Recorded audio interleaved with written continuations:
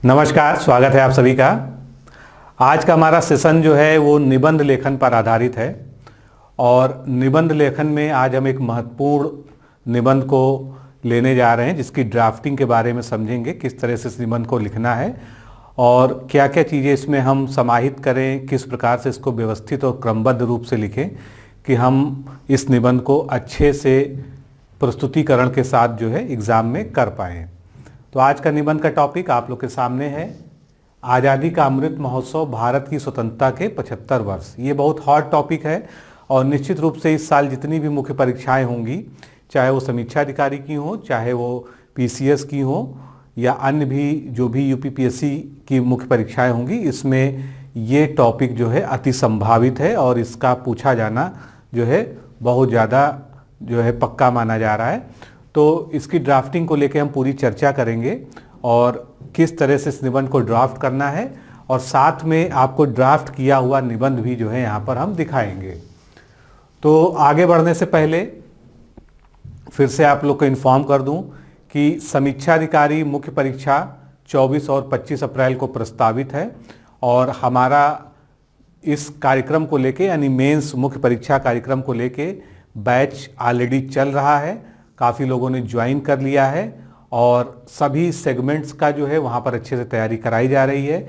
Video lectures दिए गए हैं, पीडीएफ में नोट्स दिए गए हैं, टेस्ट सीरीज दी गई हैं। इसके अलावा टेलीग्राम पर जो है डेली एक टॉपिक का जो है टेस्ट कराया जाता है, वहाँ पर आपको रिव्यू दिया जाता है। निबंध, पत्र लेखन, अपठित गद्यांश, जिनमें आपको ज़्यादा फोकस की ज़रूरत है वहाँ पर जो है बहुत फोकस के साथ में आपसे व्यक्तिगत इंटरेक्शन के साथ में आपको जो है गाइड किया जाता है। आपकी लेखन शैली में क्या कमियां हैं, सब कुछ जो है हम वहाँ पर डिस्कस करते हैं और साथ में ही सीधा आमने सामने इंटरेक्शन के लिए गूगल मीट के द्वारा जो है एक दूसरे से जुड़कर भी आपकी समस्याओं का समाधान करते हैं।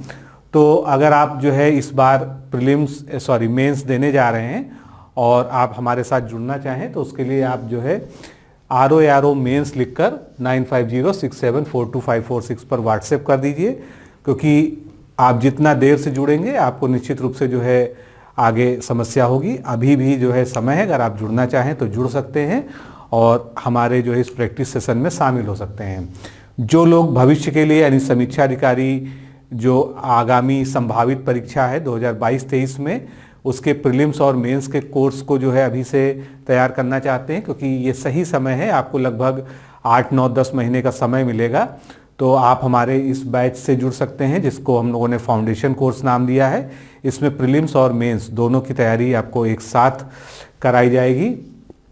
इसके लिए जो है आप इसी नंबर पर जो है RO फाउंडेशन कोर्स लिखकर जो है भेज सकते हैं और इसमें भी जो है टेलीग्राम ग्रुप के माध्यम से डेली एक टॉपिक जो है का टेस्ट कराया जाता है, वहाँ पर डिस्कशन किया जाता है, साथ में वीडियो लेक्चर्स, पीडीएफ नोट्स इत्यादि आपको दिए जाते हैं।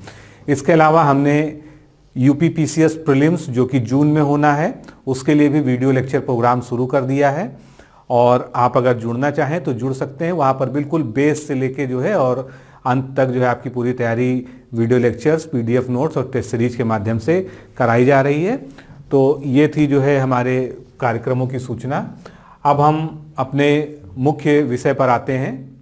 तो सबसे पहले इस टॉपिक का एक ओवरव्यू हम लोग लेके चलते हैं कि ये टॉपिक क्या है, क्योंकि आप जानते हैं कोई भी निबंध लिखने से पहले हमको उसके उस टॉपिक के बारे में एक बैकग्राउंड नॉलेज होना चाहिए, हमारा एक परसेप्शन होना चाहिए उसके बारे में कि आखिर ये है क्या और इसको हम कैसे जो है आगे लेकर इस पर जो है लेख लिखेंगे या निबंध लिखेंगे। तो आज़ादी का अमृत महोत्सव हम लोगों ने सुना है, जैसे सिल्वर जुबली मनाई जाती है, गोल्डन जुबली मनाई जाती है, डायमंड जुबली मनाई जाती है। उसी तरह से भारत की आज़ादी को सन 1947 से लेके और 2022 जो करंट में चल रहा है 75 वर्ष पूरे हो रहे हैं। 15 अगस्त 2022 को हमारी स्वतंत्रता के, हमारी स्वाधीनता के कुल 75 वर्ष पूरे हो जाएंगे। तो ये भारत जैसे एक लोकतंत्र के लिए, भारत जैसे एक बड़े देश के लिए जश्न मनाने का समय है, क्योंकि हमने 75 साल सक्सेसफुली, बहुत सफलतापूर्वक, बहुत सारी उपलब्धियों के साथ जो है एक बड़े संघर्ष के साथ आगे बढ़कर जो है 75 साल अपनी आज़ादी के पूरे किए हैं। तो भारत सरकार ने भी इसको एक सेलिब्रेशन के रूप में, एक जश्न के रूप में पूरे एक साल तक, जिसमें लगभग 75 हफ्ते का कार्यक्रम तय किया गया है। पिछले वर्ष जो है इसका शुभारंभ दांडी यात्रा के दिन से किया नरेंद्र मोदी जी ने। 91वीं जयंती जब थी, 91वीं वर्षगांठ दांडी यात्रा की थी, यानी 12 मार्च से जो है इस कार्यक्रम की घोषणा की जो है प्रधानमंत्री ने। और उसमें बताया गया कि आने वाले जो 75 सप्ताह हैं, और ये 75 सप्ताह कब खत्म होंगे, 15 अगस्त 2022 को, जब हमारी 75 साल जो है आज़ादी के पूरे होंगे। तो ये 75 सप्ताह तक जो है चलने वाले कार्यक्रमों की एक श्रृंखला है, जिसमें हम अपने आज़ादी के नायकों का, हम अपने जो है देश के जितने भी गौरव हैं, जितनी भी बड़ी बड़ी आज़ादी के दौरान जो है घटनाएं हुई हैं, जितने भी आंदोलन हुए हैं, उनको याद करेंगे। हम उन उपलब्धियों को याद करेंगे, उन गौरवपूर्ण उपलब्धियों का जिक्र करेंगे, जगह जगह उन पर कार्यक्रम आयोजित होंगे, जिसके कारण भारत जो है आज जो है फिर से विश्व में एक बड़ी महाशक्ति, आर्थिक महाशक्ति भी बन के उभरा है। और साथ में जो है विश्व गुरु बनने का, जो भारत का जो है दोबारा से विश्व गुरु बनने का एक लक्ष्य रहा है, उसको वो प्राप्त करने जा रहा है। तो ये जो है एक बैकग्राउंड है कि जो आज़ादी का अमृत महोत्सव शब्द हम लोग बोल रहे हैं, ये है क्या। तो ये एक साल भर चलने वाला इवेंट है, और इसका मुख्य उद्देश्य ये है कि जब 100 साल पूरे होंगे आज़ादी के, यानी 1947 2047 जब आएगा, जब हमारी आज़ादी के पूरे 100 साल पूरे हो जाएंगे, तब तक जो है हमने जो लक्ष्य रखे थे, और अभी जो 75 साल में का जो सफ़र हमारे सामने है, उसमें उन लक्ष्यों को हम आगे लेकर किस तरह से बढ़ेंगे। और 100 साल का जो है जश्न भारत में पूरी तरह से भारत की उपलब्धियों पर आधारित होगा। तो ये एक मोटा मोटा बैकग्राउंड हो गया जो हमको दिमाग में लेकर चलना है। अब कोई भी निबंध हम लिखते हैं तो उसके लिए हम कुछ फ्रेमवर्क करते हैं, जिसको हम रूपरेखा कहते हैं। तो फ्रेमवर्किंग बहुत ज़रूरी है, क्योंकि अगर हम फ्रेमवर्किंग अच्छे से कर लेंगे, जो एक तरह से रफ कार्य होता है या होमवर्क होता है हमारा, उसके बाद हमको निबंध को व्यवस्थित रूप से, क्रमबद्ध रूप से और एक प्रभावशाली ढंग से जो है लिखने में बहुत ही मदद मिलती है। तो अगर हम प्रस्तावना की बात करें, चूँकि एक ब्रॉड जो है ये टॉपिक है, आज़ादी का अमृत महोत्सव, भारत के स्वतंत्रता के 75 साल, तो ये एक अपने आप में ब्रॉड जो है विषय है, जिसमें आप कहीं से भी शुरुआत कर सकते हैं। आप जो है इन 75 साल में जो सबसे बड़ी उपलब्धियां हैं उनसे शुरुआत कर सकते हैं। अपने जो है जितने भी हमारे आज़ादी के, हमारे स्वतंत्रता संग्राम, हमारे विभिन्न आंदोलनों के नायक रहे हैं, उनको लेकर शुरुआत कर सकते हैं। भारत में गांधीवाद या गांधी दर्शन जो है अपने आप में एक जो है सर्वोच्च स्थान रखता है, और विशेषकर जो है हम जब स्वतंत्रता संग्राम और स्वतंत्रता आंदोलन की बात करते हैं, आप वहाँ से शुरुआत कर सकते हैं। तो हमारा प्रयास ये होना चाहिए कि हम आज़ादी या स्वतंत्रता का महत्व बताते हुए कोई प्रसिद्ध कथन, बहुत सारे लोगों का इस संबंध में प्रसिद्ध कथन है, उस प्रसिद्ध कथन को कोई गीत के जो है 4 लाइनें, या कोई गज़ल हो, कोई शायरी हो, कोई काव्यखंड हो, कोई पद्य हो, जो आज़ादी का महत्व बतलाता हो। क्योंकि आज़ादी जो है एक बड़ी चीज़ है। स्वतंत्रता प्राप्ति के लिए जो है आपने देखे हैं दुनिया में बहुत बड़े बड़े संघर्ष हुए हैं, क्योंकि हर राष्ट्र चाहता है कि वो संप्रभु बने, आत्मनिर्भर बने और अपनी स्वतंत्रता को अक्षुण्ण रख सके, इस लायक वो बने। तो आज़ादी अपने आप में एक महत्वपूर्ण विषय है, और इस पर बहुत सारी जो है क्रांतियाँ दुनिया में हुई हैं, भारत में तो हुई ही हैं। तो ऐसे में जो बहुत सारे कथन बहुत सारे प्रसिद्ध व्यक्तियों के अवेलेबल हैं। तो हमको अगर प्रस्तावना की शुरुआत करनी है तो सबसे अच्छा वे यही है कि हम स्वतंत्रता का महत्व दर्शाने वाली कोई भी एक जो है अच्छी सी कथन या सूक्ति या जो है काव्यखंड को लेकर शुरुआत करें, तो ये जो है अपने आप में एक प्रभावशाली तरीका होगा इस निबंध को शुरू करने का। आगे हम बढ़ेंगे प्रस्तावना में, क्योंकि प्रस्तावना बहुत लंबी नहीं लिखी जाती है। प्रस्तावना को प्रयास करना चाहिए कि 100 से 125 या मैक्सिमम 150 शब्दों में हम ख़त्म कर दें। लेकिन प्रस्तावना चूँकि निबंध का जो है बिल्कुल प्राण होता है, और वहीं से जो है आपको सबसे पहले जज किया जाता है कि आप जो है आपने आगे क्या लिखा होता है। इसलिए जो है इसमें जो है कुछ प्रभावी बातें जो है, और पूरे निबंध को जो आप प्रस्तुत करने जा रहे हैं उसका एक आउटलुक देना यहाँ पर जरूरी होता है।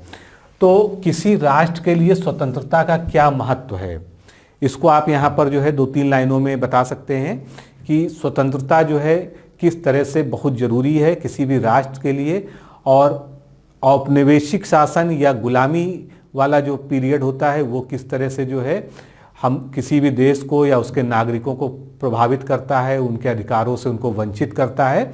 तो इस तरह से हम स्वतंत्रता का महत्व जो है यहाँ पर बता सकते हैं, और साथ में ही अगर यहाँ पर आपने जो कथन या सूक्ति ली है उससे इसको रिलेट कर सकते हैं। और अगर आपको पता है कि ये कथन किसका है तो आप उसका नाम जरूर लिखें, नहीं पता है तो आप जो है उसको ऐसे भी लिख सकते हैं। फिर आगे बढ़ते हैं, अब अपने मूल टॉपिक पे आते हैं कि हमारा टॉपिक क्या है, आज़ादी का अमृत महोत्सव। तो ये जो अमृत महोत्सव है इसका आयोजन किया जा रहा है, मैंने आपको थोड़ी सी भूमिका बताई कि 75 साल जो है 2022 के स्वतंत्रता दिवस पर पूरे हो जाएंगे, और इसीलिए जो है 75 हफ्ते का एक निर्धारित कार्यक्रम जो है शुरू किया गया है, जिससे हम जो है भारत की जो है गौरवशाली यात्रा जो स्वतंत्रता संग्राम से लेके है और अब तक के 75 वर्षों की, उसको जो है याद करेंगे, उसका एक तरह से जश्न मनाएंगे, उसका उत्सव मनाएंगे, महोत्सव मनाएंगे। तो आज़ादी का महोत्सव का आयोजन का जो महत्व है और इसका औचित्य है कि क्यों मनाया जा रहा है, आखिर इसको क्यों सेलिब्रेट करना है, तो क्यों का जवाब भी जरूरी है, क्योंकि हमारी आगे आने वाली पीढ़ी ये समझ सके कि जो है आज़ादी इतनी आसानी से हमको नहीं प्राप्त हुई है। आज़ादी के लिए भारत ने बहुत लंबे संघर्ष किए हैं, 200 साल का जो है एक गुलामी का ब्रिटिश औपनिवेशवाद के शिकार की तरह गुलाम होकर जो है काटा है, और उस दौरान जो तड़प थी, जो छटपटाहट थी जो है गुलामी से बाहर आने की, गुलामी की जंजीरों को तोड़ने की, उसके लिए अनगिनत लोगों ने अपना खून पसीना बहाया, कितने सारे कष्ट झेले, कितने सारी जो है यातनाएं सही, उसके बाद हमको ये आज़ादी मिल सकी है। और उनके आदर्शों पे, यानी हमारे जो स्वतंत्रता संग्राम के नायक हैं, जो आंदोलन के हीरो हैं, उनको हम हमेशा याद रखें और हमारी आगे आने वाली पीढ़ियां भी याद रखें, उनके आदर्शों का हम पालन कर सकें, और वो जिस तरह का भारत बनाना चाहते थे हम उस दिशा में आगे बढ़ सकें। तो इसको सेलिब्रेट करने के लिए हम जो है इस 75 साल पर जो है आज़ादी का अमृत महोत्सव मना रहे हैं। फिर आज़ादी के अमृत महोत्सव की शुरुआत जो है कैसे हुई, तो मैंने इसके बारे में बताया कि दांडी मार्च का जो 91वां वर्षगांठ था, उस दिन जो है प्रधानमंत्री ने इसकी शुरुआत की, उसी दिन जो है इसके बारे में घोषणा की। उसके बाद जो है 2021 के स्वतंत्रता दिवस के अवसर पर इसके बारे में विस्तृत रूपरेखा भी प्रस्तुत की, यानी 15 अगस्त 2021 के दिन, और इसमें बहुत सारे जो है आधारभूत स्तंभों को शामिल किया गया है। 5 आधारभूत स्तंभ हैं। तो यहाँ पर चूंकि हम प्रस्तावना लिखेंगे तो हम ये जो अमृत महोत्सव है इसकी घोषणा कैसे हुई, किसने की, कब की और किस दिन की, उस दिन का महत्व क्या है, इसके बारे में एक संक्षिप्त विवरण देंगे, क्योंकि हमको जो है प्रस्तावना को कुल मिलाकर 100 से और अधिकतम जो है 125 150 शब्दों के अंदर जो है समेटना है। तो ये जो है हमारी प्रस्तावना इस तरह से जो है बन जाएगी, इतना पर्याप्त है। आगे बढ़ेंगे। अब आती है बारी मुख्य भाग की। मुख्य भाग जो है बिल्कुल ऐसा होता है जिसमें आप सभी चीज़ों को जो आप प्रस्तावना में लेके आए हैं उसको आप यहाँ पर इलेबोरेट करेंगे और एक एक चीज़ों को क्रमबद्ध एक पैरा से दूसरे पैरा से लिंक करते हुए आगे बढ़ेंगे। तो भारत की आज़ादी का अमृत महोत्सव किनको समर्पित है या ये किन्हें और किस प्रकार प्रेरित करेगा, हालांकि ये बात हम कर चुके हैं, लेकिन अब मुख्य भाग में आएंगे तो इस पर हम डिटेल में बात करेंगे। तो आज़ादी का जो अमृत महोत्सव है ये किनको समर्पित है, ये हमारे जो है स्वतंत्रता संग्राम सेनानियों को, जो हमारी आज़ादी के नायक हैं, जो हमारे असली हीरो हैं, जिन्होंने हमको ये स्वतंत्रता दिलाई और उसके लिए जो है अनवरत संघर्ष किया, अपने प्राणों की आहुति दी, जो है अपने सुख चैन और सब चीज़ को उन्होंने जो है बलिदान कर दिया देश पर, तो उनको ये समर्पित है। तो यहाँ पर आप कुछ उदाहरण ले सकते हैं, कुछ जो है बड़े नाम जो आप लिखना चाहें उसको इसमें ला सकते हैं। और आपको शुरुआत करनी चाहिए, ये नहीं कि जो है हम जो कांग्रेस की स्थापना से और इधर के कालखंड को ही केवल जो है इसमें लाएं। क्योंकि यहाँ पर शुरुआत होती है आज़ादी के प्रथम स्वतंत्रता संग्राम की, यानी 1857 की क्रांति या उससे पहले भी बहुत सारे विद्रोह हुए, बहुत सारे प्रयास हुए भारत की स्वतंत्रता के लिए। तो आप उनको जो है कुछ बड़े नाम जो है जो आपको स्मरण होते हों वो आप यहाँ पर लिखिए और उनके बारे में जो है संक्षिप्त विवरण आप दे सकते हैं। किनको प्रेरित करेगा? हमको प्रेरित करेगा। इस देश के जो है जो नीति निर्माण करने वाले लोग हैं, जो इस देश के राजनेता हैं, जो इस देश के भविष्य के लिए जो है कानून बनाते हैं और सरकार चलाते हैं, उनको तो प्रेरित करेगा ही। बाकी हमारी जो वर्तमान पीढ़ी है और हमारी आने वाली पीढ़ियों को भी ये प्रेरित करेगा। तो इसको एक संक्षिप्त तरीके से हम लेते हुए आगे बढ़ेंगे। उसके बाद आज़ादी का जो अमृत महोत्सव है, इसकी शुरुआत जो है दांडी महोत्सव की या दांडी मार्च की जो है 91वीं वर्षगांठ से ही शुरू की गई। तो इसके पीछे जो है कोई सोच रही होगी कि किसी भी दिन शुरू हो सकता था। ये 15 अगस्त सन 2021 से शुरू हो सकता था, ये 26 जनवरी से भी शुरू हो सकता था। तो इसको 12 मार्च 2021 से ही जो है प्रधानमंत्री ने क्यों शुरू किया, इसके पीछे भी कुछ सोच रही होगी। क्योंकि दांडी मार्च जो है मुख्यतः जो है नमक सत्याग्रह के रूप में जाना जाता है। और नमक जो है क्या है, हमारी जो है हमारे हक का प्रतीक है। हमारा नमक ये जो है हमारा एक अधिकार है जिसको अंग्रेजों के द्वारा जो है कानून बनाकर हमको नमक बनाने से रोका गया था।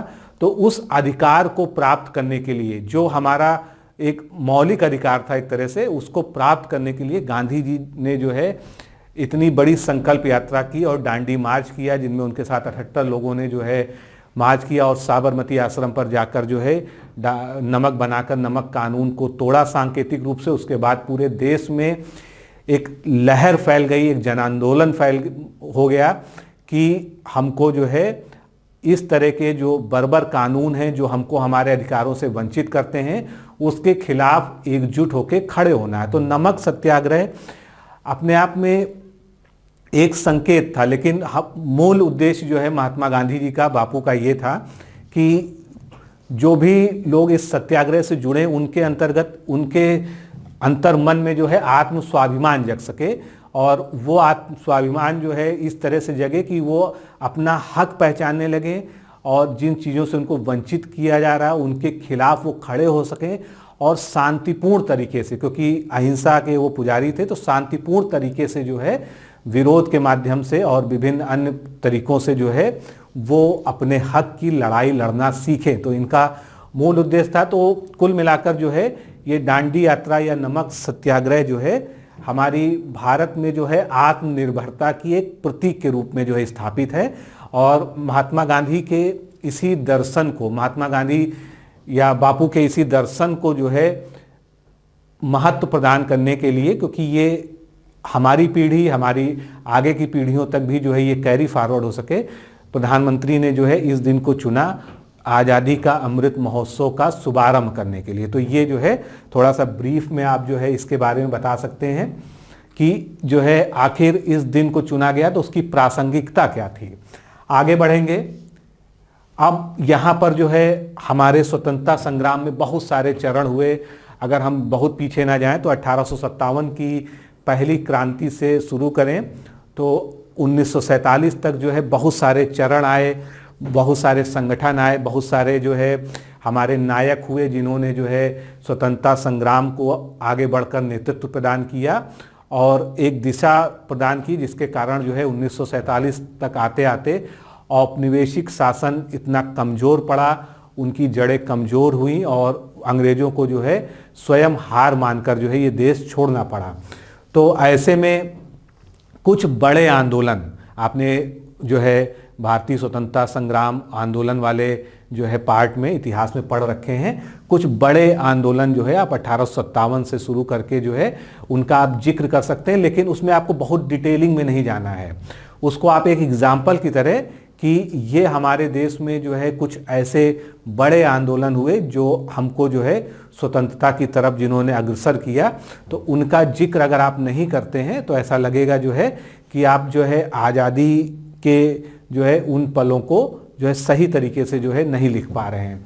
तो यहाँ पर जो है कुछ प्रसिद्ध आंदोलनों को या कुछ ऐतिहासिक धरोहरें हैं, जैसे कि अंडमान निकोबार की सेलुलर जेल है, जहाँ पर जो है इस तरह की यातनाएं जो है उस समय लोगों ने सही। इस तरह की बहुत सारी जगहें हैं। जलियांवाला बाग हत्याकांड का जिक्र जो है इसमें अपने आप में बहुत ज़्यादा ज़रूरी है, क्योंकि ये सब ऐसी घटनाएं हमारे इतिहास में हुई हैं जिन्होंने जो है स्वतंत्रता संग्राम आंदोलनों का जो है रुख बदल दिया, और उसके बाद जो है लगातार जो है आंदोलन जो है गति पकड़ते गए। स्वदेशी आंदोलन की भी आप इसमें चर्चा कर सकते हैं। तो इस तरह से बहुत सारे आंदोलन हैं जो यहाँ पर आ सकते हैं। तो हमको जो है अपने महान क्रांतिकारियों का, नायकों का, और साथ में जो है ऐतिहासिक धरोहरों का जो है यहाँ पर एक संक्षिप्त चित्रण जो है मुख्य भाग के सेकंड पैरा में लाना चाहिए। आगे बढ़ेंगे। फिर देश की स्वतंत्रता की 75वीं वर्षगांठ के अवसर पर स्वतंत्रता संघर्ष के 75 साल पर विचार, 75 साल पर उपलब्धियां, 75 साल पर एक्शन और 75 साल पर संकल्प, ये 5 स्तंभ जो है इसमें तय किए गए हैं कि ये जो पूरा आज़ादी का जश्न मनाया जा रहा है ये इन 5 स्तंभों पर आधारित होगा। यानी स्वतंत्रता संघर्ष के 75 साल पर विचार, यानी हमारा क्या विचार है, हमने जो है जो स्वाधीनता की लड़ाई लड़ी है उससे हमको क्या प्रेरणा मिली है, उससे हम क्या विचार जो है आगे लेके चल रहे हैं, ये हो गया। फिर 75 साल की उपलब्धियां, अब यहाँ पर जो है इन 75 सालों में आप हमारे देश ने कई तरह से उपलब्धियां अर्जित की हैं जिसको अभी हम आगे लेके चलेंगे। यहाँ पर जो है केवल एक सांकेतिक रूप से आप जिसको लिखते हैं। फिर 75 साल पर एक्शन क्या हुआ, यानी वास्तव में जो है हमने 75 साल में क्या क्रियान्वयन किया। 75 साल पर जो संकल्प हमारे हैं वो क्या है कि हम जब आज़ादी के 100वें जश्न या 100वें जो है वर्षगांठ पर पहुँचेंगे 2047 में, तब तक हमारा जो है क्या संकल्प रहेगा। इसी अवसर पर जो है इसी के अंतर्गत 14 अगस्त को विभाजन विभीषिका स्मृति दिवस के रूप में भी जो है घोषित किया गया है। एक नया दिन ये मनाया जाने लगा है जो विभाजन की कड़वी यादों को लेकर आगे चलता है। तो इस तरह से हम मुख्य भाग में आगे बढ़ेंगे। फिर 75वें स्वतंत्रता दिवस के अवसर पर प्रधानमंत्री ने कई महत्वपूर्ण उपायों और पहलों की घोषणा की है। तो अभी हम चूंकि अभी हम निबंध आगे लिख नहीं रहे हैं तो इसलिए थोड़ा सा जो है विस्तार में यहाँ पर चर्चा कर लेंगे, जिसमें आपके मन में एक थॉट प्रोसेस आ जाए कि आपको इसको किस तरह से प्रेजेंट करना है। आपको पूरा फैक्चुअल फॉर्म में नहीं लिखना है, बस आपको ये पता होना चाहिए कि ये जो मुख्य घोषणाएं हैं जो आगे 25 सालों में जो है भारत को शीर्ष अर्थव्यवस्था और विश्व गुरु बनाने के संकल्प के साथ में जो ये मुख्य रूप से कुछ बड़े प्रोग्राम शुरू किए जा रहे हैं, तो उनकी रूपरेखा क्या है। इसमें जो है सबसे बड़ा जो प्लान है वो गति शक्ति मास्टर प्लान है। गति शक्ति मास्टर प्लान जो है इसको पीएम गति शक्ति प्लान भी कहते हैं। ये एक सेपरेट निबंध का भी टॉपिक हो सकता है, लेकिन फिलहाल हम यहाँ पर बहुत संक्षिप्त में इसको समझेंगे। तो आगे 25 सालों में भारत की अर्थव्यवस्था नंबर 1 पे आ सके, हम शीर्ष पर पहुँच सके। वर्तमान में हम 5वीं अर्थव्यवस्था हैं भारत में, विश्व में।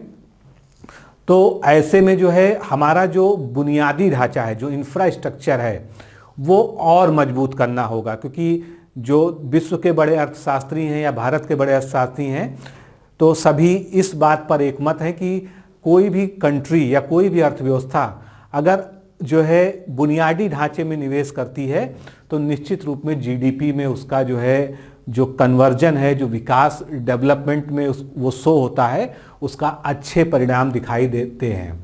तो इसके लिए जो है समग्र बुनियादी ढांचे की मरम्मत करने के लिए और मजबूत करने के लिए 100 लाख करोड़ रुपए की धनराशि प्राविधानित की गई है। ऐसा नहीं है कि एक साथ ये रिलीज हो जाएगी, ये 25 साल का एक जो है मास्टर प्लान है। धीरे धीरे करके जो है इस पर जो है काम होता रहेगा। बाकी जो है स्थानीय निर्माता, जैसे कि वोकल फॉर लोकल का मंत्र है, उनको वैश्विक प्रोफाइल यानी ग्लोबल प्रोफाइल उनकी बढ़ाने में मदद करने के लिए बुनियादी ढांचे को मजबूत किया जाएगा, जिससे वो जो है ग्लोबल लेवल पर जो है कंपटीशन में, कुल मिलाकर कहने का सार ये है कि भारत में स्वदेशी तंत्र को, वोकल फॉर लोकल की जो अवधारणा है उसको और मजबूत करके ग्लोबल लेवल पर जो है भारत की इकोनॉमिक जो है प्रोफाइल को अच्छा करने के लिए ये पहल जो है मदद करेगी। इसके बाद जो है भविष्य के नए आर्थिक क्षेत्रों की संभावनाओं को भी जन्म देना है, क्योंकि अगर हम इंफ्रास्ट्रक्चर में इतना हैवी निवेश करेंगे 100 लाख करोड़ रुपए, तो निश्चित रूप से जो है जहाँ जब इंफ्रास्ट्रक्चर बढ़ेगा तो रोज़गार बढ़ेगा, और रोज़गार बढ़ेगा, उद्योग धंधे बढ़ेंगे, इंडस्ट्रीज़ बढ़ेगी। कुल मिलाकर जो है अर्थव्यवस्था के सभी सेक्टर्स को जो है इससे बूस्ट मिलेगा। तो ये एक मास्टर प्लान है जो इसमें जो है शामिल किया गया है। आगे जो एक बड़ा मिशन है वो इसी के अंतर्गत है, राष्ट्रीय हाइड्रोजन मिशन। हाइड्रोजन मतलब स्वच्छ ऊर्जा, क्योंकि भारत की एक और प्रतिबद्धता है कि हम पर्यावरण को सुरक्षित रखते हुए, पर्यावरण को, हरित पर्यावरण या सतत विकास की अवधारणा को हम अपनाते हुए ही विकास करेंगे। ऐसा नहीं है कि हम अंधाधुंध विकास करेंगे और पर्यावरण वाले फैक्टर या पर्यावरण वाले पक्ष को हम नज़रअंदाज कर देंगे। तो उसी लिए जो है राष्ट्रीय हाइड्रोजन मिशन, क्योंकि भविष्य का ईंधन जो है किसको कहा जाता है, हाइड्रोजन को। आज हम सीएनजी की बात करते हैं, बायोगैस की बात करते हैं, और विभिन्न तरीके की जो है स्वच्छ टेक्नोलॉजीज़ की बात करते हैं, लेकिन हरित अर्थव्यवस्था को गति देने के लिए हाइड्रोजन का अगर हमारे देश में प्रयोग शुरू हो जाएगा, इस पे काम चल रहा है, लेकिन अभी टेक्नोलॉजी के एडवांसमेंट और इसके इम्प्लीमेंट में समय लगेगा।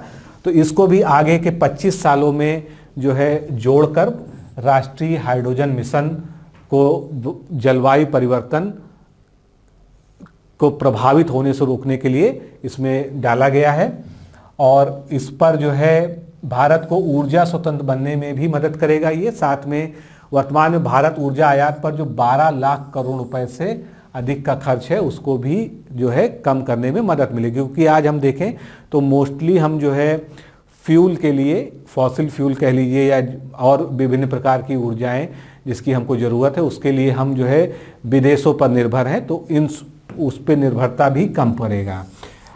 आज़ादी के अमृत महोत्सव में 75 वंदे भारत ट्रेनें भी चलाई जा रही हैं, और ये भारत के 75 जो है बड़े बड़े डेस्टिनेशंस को चिन्हित करके वहाँ तक चलाई जाएंगी, जिससे उन जो आज़ादी से संबंधित वो स्मारक हैं, वो जगहें हैं, वो हाईलाइट हो सकें और उन धरोहरों को जो है सबके सामने लाया जा सके। तो ये वंदे भारत ट्रेन जो है सेमी हाई स्पीड ट्रेन है, और रेलवे ने उनमें से कम 10 को रोल आउट करने के लिए अगस्त 2022 तक लगभग 40 शहरों को जोड़कर स्वतंत्रता के 75 वर्ष मनाने के लिए जो है प्लानिंग तैयार कर ली है। तो एक पहल ये भी हो गई इसमें।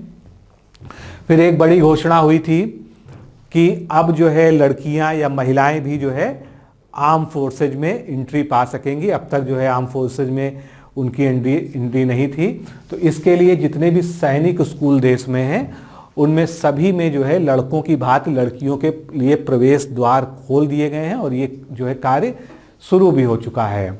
तो इससे जो है क्या होगा, महिला सशक्तिकरण की दिशा में जो भारत का प्रयास चल रहा है वो और मजबूत होगा, और महिलाओं में भी जो है एक गौरवान्वित या गर्व की अनुभूति होगी कि अभी तक जो है हम हर सेक्टर में आगे बढ़ रहे थे, अब हम भारतीय सेना में भी जो है जाकर अपने शौर्य और पराक्रम को दिखा सकेंगे। तो ये जो है महिलाओं में भी जो है एक सेल्फ कॉन्फिडेंस की बिल्डिंग के लिए बहुत सराहनीय प्रयास है इसमें। इसके अलावा जो सेल्फ हेल्प ग्रुप्स होते हैं, स्वयं सहायता समूह होते हैं, इनको ई कॉमर्स प्लेटफॉर्म से जोड़ना भी जो है इसका एक जो है महत्वपूर्ण पहल है, क्योंकि अभी तक आप देख रहे हैं सेल्फ हेल्प ग्रुप्स, उनके लिए बहुत सारी योजनाएं हैं।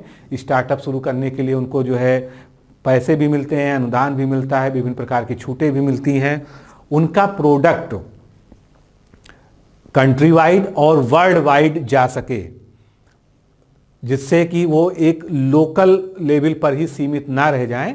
इसके लिए जो है उनको जो बड़े बड़े ई कॉमर्स प्लेटफॉर्म हैं, जैसे अमेज़ॉन है, फ्लिपकार्ट है, ईबे है, बहुत सारे जो है नाम आप जानते हैं, उनसे जोड़ने के लिए जो है भी इस आज़ादी के अमृत महोत्सव के जो है जो मुख्य एजेंडा में इनको शामिल किया गया है। और गांव में 8 करोड़ से अधिक महिलाएं स्वयं सहायता समूहों से जुड़ी हैं, और वे शीर्ष उत्पादों को डिज़ाइन करती हैं। तो कुल मिलाकर ये भी जो है महिला सशक्तिकरण की दिशा में एक बड़ा प्रयास है, क्योंकि कोई भी देश अगर अपने जनसांख्यिकीय लाभांश को जो है आगे लेकर नहीं चल पाता है, या जो है अपनी जनसंख्या से जो मैक्सिमम अचीव करना है, तो उसमें आपको महिलाओं को शामिल करना जरूरी है। तो हर सेक्टर में, क्योंकि ये 50% की जो आबादी है वो पुरुषों की 50% आबादी के बराबर ही कैपेबल है, बस उनको सशक्त करना जो है वो जो है हमारा मुख्य उद्देश्य होना चाहिए। तो बाकी जो अभी हमने पीछे बातें की, इनको आपको बहुत विस्तार में नहीं लाना है। ये मैंने विस्तार में आपको इसलिए बताया कि आपका एक कॉन्सेप्ट डेवलप हो सके कि सब जो है जितनी भी पहले की गई हैं उस पर आप 2-2, 3-3 लाइनें मुख्य भाग में ले आएंगे, तो जो है निबंध में एक अलग तरह का ग्लो आ जाएगा। फिर मुख्य भाग में आगे बढ़ेंगे। अब जो है हम बात करेंगे कि ये जो 75 वर्ष थे भारत की आज़ादी के बाद से 1947 से जो अभी तक, इन 75 वर्षों में हमने क्या बड़ी उपलब्धियां हासिल की हैं जिसको हम वैश्विक लेवल पे लोगों को बता सकते हैं। हमने मंगलयान मिशन लॉन्च किया, हमने पंचायती राज व्यवस्था लॉन्च की, हमने भारत में लोकतांत्रिक प्रणाली जो है अपनाया, हमने जो है महिला सशक्तिकरण की दिशा में बहुत सारे प्रयास किए, हमने आर्थिक उदारीकरण की नीति को अपनाया 90 के दशक में, जिसके बाद जो है हमने पूरे विश्व के सामने जो है अपने जो है आर्थिक क्षेत्रों के दरवाजे खोले, और आज उसी का परिणाम है कि जो है भारत जो है एक आर्थिक महाशक्ति के रूप में जो है विश्व के पटल पर उभरा है, और सबसे तीव्र गति से वृद्धि करने वाले अर्थव्यवस्थाओं में शीर्ष तक पहुंचा है। तो हम जो है हर क्षेत्र में 2-2, 3-3 लाइन आराम से लिख सकते हैं। लिखने को हम बहुत लंबा लिख सकते हैं, लेकिन हमको अपनी शब्द सीमा में रहते हुए इसको लेके चलना है। तो राजनीतिक क्षेत्र में आप बहुत सारी बातें लिख सकते हैं। एक तो भारतीय लोकतंत्र के बारे में लिख सकते हैं कि हमारा लोकतंत्र, हमने 1947 में आज़ादी प्राप्त करने के बाद जो है लोकतंत्र को चुना, हमने जो है पंचायती राज व्यवस्था को जो है लागू किया, हमने गांधीवादी विचारधारा को अपनाते हुए, क्योंकि गांधी जी का जो है मुख्य फोकस था कि जब तक गांव या पंचायतें अपने आप में सशक्त नहीं होंगी तब तक देश का विकास नहीं हो सकता है।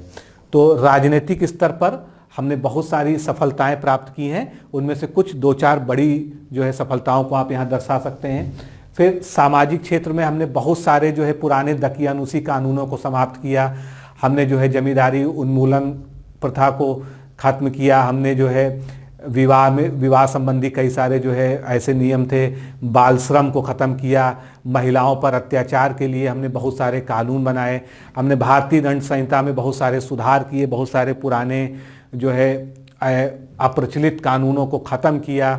तो सामाजिक क्षेत्र में तो बहुत बड़े बड़े बदलाव हुए हैं देश में जो है, तो उनमें से जो है आप कुछ बड़े बदलावों को यहाँ पर जो है रेखांकित कर सकते हैं, बता सकते हैं। आर्थिक क्षेत्र में हमने जब शुरू किया था तो हम 0 पर थे जो है, क्योंकि 1900 हमको जो है एक ऐसा औपनिवेशिक काल के बाद जो है भारत मिला था स्वतंत्रता के बाद, जहाँ पर जो है पूरी तरह से अर्थव्यवस्था धराशायी थी। पूरी अर्थव्यवस्था कृषि पर आधारित थी, हमारे यहाँ उद्योग धंधे नहीं थे, हमारे यहाँ सर्विस सेक्टर तो बिल्कुल नाम मात्र का था। तो धीरे धीरे जो है हमने हर क्षेत्र में प्रगति की, किस तरह से जो है हम आज यहाँ तक पहुँचे हैं कि आज हम जो है विश्व की 5वीं सबसे बड़ी महाशक्ति अर्थव्यवस्था के स्तर पर बन के उभरे हैं। तो आप जो है चरणबद्ध तरीके से 3, 4, 5 बड़ी घटनाएं जो आपको समझ में आती हों आर्थिक प्रगति में जो है उसको जरूर लिखें। और इसमें आप करंट का कोई उदाहरण दे सकते हैं, हालिया किसी रिपोर्ट के बारे में बता सकते हैं जिसमें भारत की आर्थिक स्थिति को बताया गया है, जीडीपी के किसी लेटेस्ट आंकड़े को ला सकते हैं, बजट आर्थिक समीक्षा के किसी प्रमुख बिंदु को ला सकते हैं जो आपके आर्थिक प्रगति को जो है दर्शाने वाले आंकड़े हों। फिर सांस्कृतिक स्तर पर भी हमने बहुत सारी प्रगति की है, कल्चरल लेवल पर।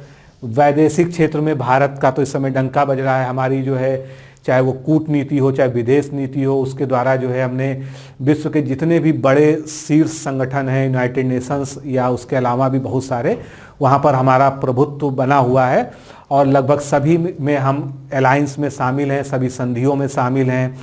विश्व में जो है आज हमको एक नेतृत्व की तरह विश्व के अन्य देश देख रहे हैं, हमारे लगभग सभी कंट्रीज से बहुत अच्छे संबंध हैं और तो ये जो है सारी जो है वैदेशिक लेवल पर या जो है इंटरनेशनल लेवल पर जो है हमारी जो सफलताएं हैं उनको आप जो है कुछ जो है बड़ी सफलताओं को यहाँ पर दिखा सकते हैं। तो कुल मिलाकर हमको यहाँ पर क्या करना है, जो भारत की लैंडमार्क उपलब्धियाँ, क्योंकि उपलब्धियाँ तो बहुत सारी हैं, 75 साल का समय कम नहीं होता। 75 साल में जो है आप 75,000 उपलब्धियाँ दिखा सकते हैं, लेकिन आपको यहाँ पर मुश्किल से 10-15 बड़ी उपलब्धियों को दर्शाना है जिनके बिना जो है भारत के आज तक के विकास की कल्पना नहीं हो सकती थी, उसको आपको यहाँ पर लेके आना है। फिर हमने कोरोना महामारी, जो एक ऐसी महामारी थी, अप्रत्याशित घटना थी, एक अप्रत्याशित आपदा थी जिसके बारे में सोचा तक नहीं गया था। भारत में जो है कभी भी पीपीई किट स्वयं नहीं बनते थे क्योंकि इतनी उसकी ज़रूरत ही नहीं थी, बाहर से जितना थोड़ा बहुत आयात होकर आ जाता था क्योंकि बहुत रेयर कंडीशंस में उसकी आवश्यकता पड़ती थी। तो कुल मिलाकर आत्मनिर्भर भारत अभियान चला और हमने अपनी कमियों से सीखा, आपदा से सीखा, आपदा से सबक लिया, अपनी स्वयं की वैक्सीन बनाई और आज ये स्थिति है कि हम जो है 75% 70% तक वैक्सीनेशन देश में कर चुके हैं। ये भी अपने आप में एक बड़ी उपलब्धि है भारत जैसे देश के लिए, जो एक जो है विकासशील अर्थव्यवस्था कही जाती है।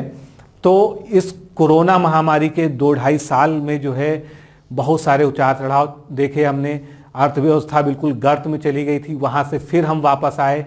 अभी लेटेस्ट बजट में जो है 8-8.5% की जो है जीडीपी की ग्रोथ रेट का अनुमान फिर लगाया गया है। तो हम बिल्कुल निगेटिव से जाके फिर वापस आए। तो ये भी जो है भारत देश की विशेषता बताता है कि हमारे अंदर जो है डट के मुकाबला करने की और हर मुसीबत से लड़ने की जो है क्षमता है। और भले ही तब विशाल देश है, लेकिन हम जो है हम हर चीज़ में आत्मनिर्भर हो सकते हैं और धीरे धीरे हो रहे हैं। तो आप इसका भी अगर यहाँ जिक्र करेंगे तो निबंध में जो है एक अलग तरह का जो है ग्लो दिखाई देगा। तो बहुत सारी बातें हम लेकर आए।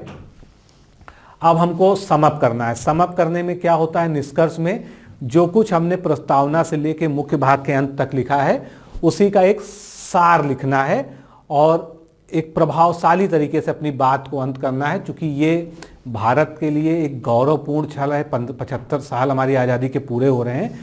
तो इन 75 साल की आज़ादी की उपलब्धियों को आप किस तरह से देखते हैं और आने वाला समय जो है किस तरह से भारत के लिए जो है, इस पर जो है यहाँ पर हमको 1 से 2 पैराग्राफ में मुश्किल से 100 शब्दों में या 80 शब्दों में हमको निष्कर्ष लिखकर ख़त्म करना है।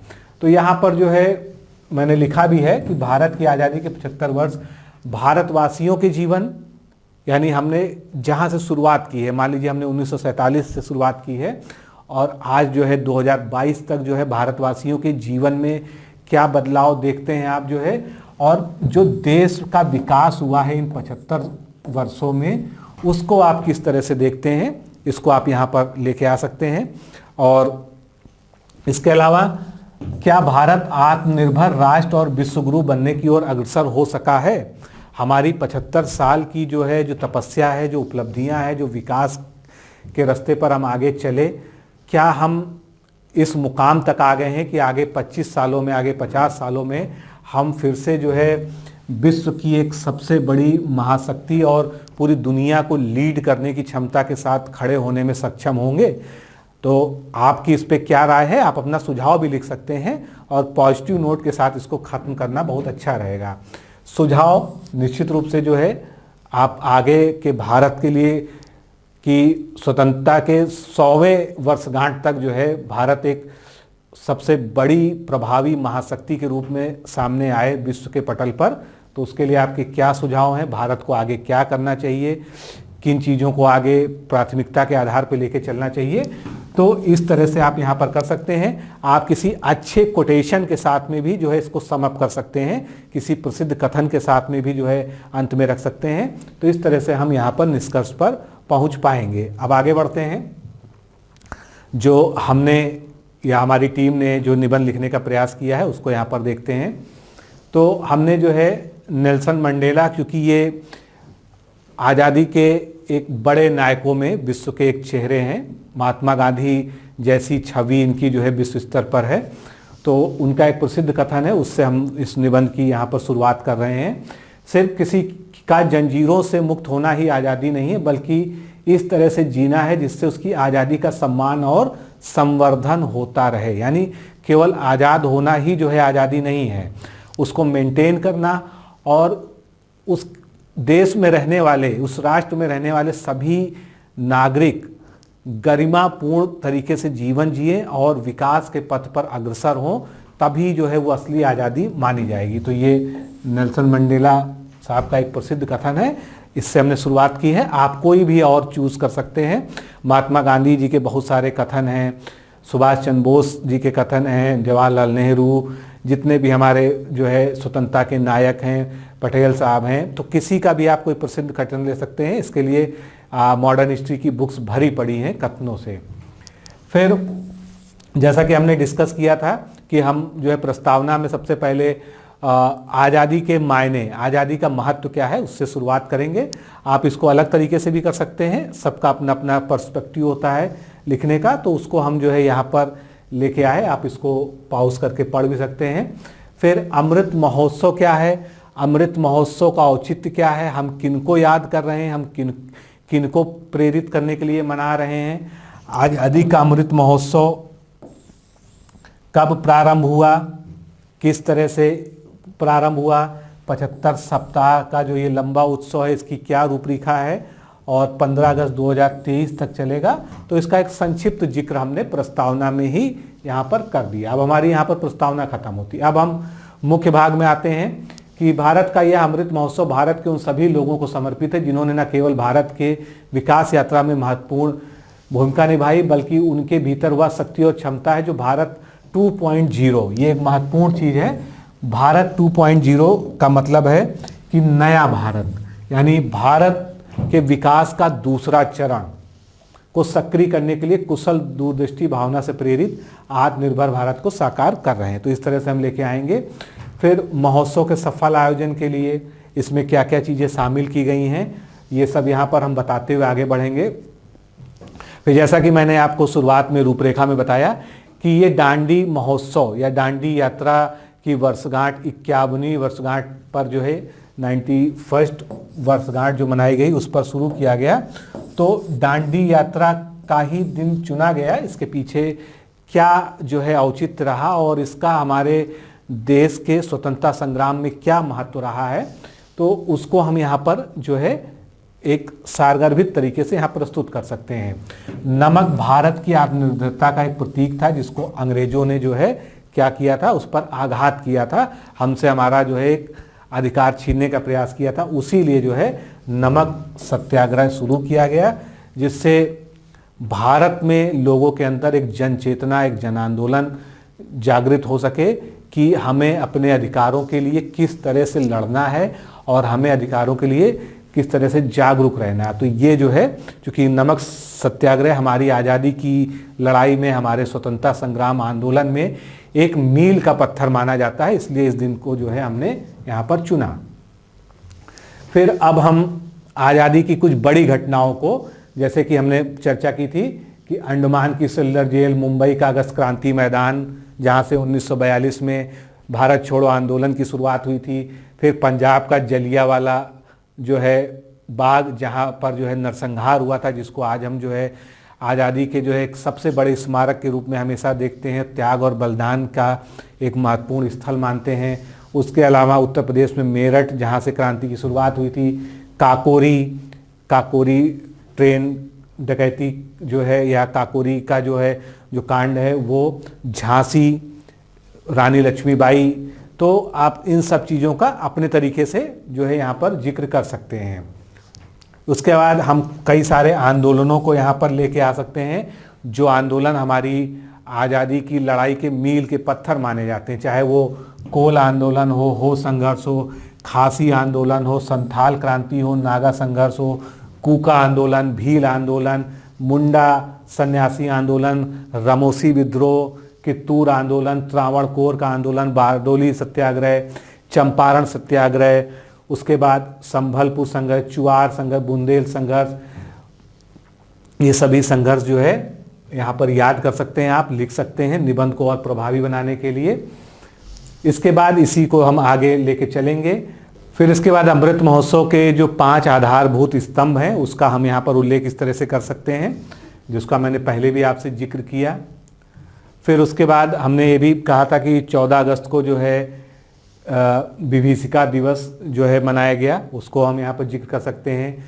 फिर आगे के 25 सालों के लिए जो बड़ी कार्य योजना, जिसमें से पीएम गतिशक्ति मास्टर प्लान, जिसके बारे में हमने डिटेल में डिस्कस किया, राष्ट्रीय हाइड्रोजन मिशन, 75 वंदे भारत ट्रेनों का संचालन, सैनिक स्कूल में जो है लड़कियों का प्रवेश, तो इन सबको हम आगे लेते हुए जो है इस तरह से मुख्य भाग में इसको समाहित कर सकते हैं।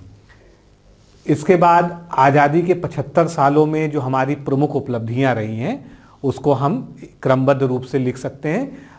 क्षेत्र, अलग अलग क्षेत्रों की अलग अलग तरीके से भी आप पैराग्राफ में लिख सकते हैं, और चाहे तो आप एक साथ जो है कॉमा लगा कर लिख सकते हैं, लेकिन बहुत ज़्यादा उस पर फोकस नहीं करना है, नहीं तो निबंध आपका बढ़ जाएगा। कुछ बड़ी चीज़ें जो आप इसमें डालना चाहें वो यहाँ पर आगे लिख सकते हैं। तो इस तरह से हम जो है इसको समअप करेंगे। अब हम निष्कर्ष पे पहुँचेंगे। तो निष्कर्ष, जैसा मैंने पहले भी डिस्कस किया, आपको निष्कर्ष में पूरे निबंध का एक सार लाना है।